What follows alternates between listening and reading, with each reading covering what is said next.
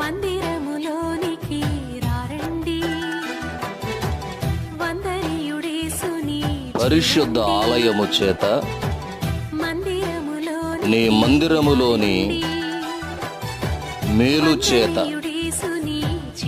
మేము తృప్తి పొందేదము.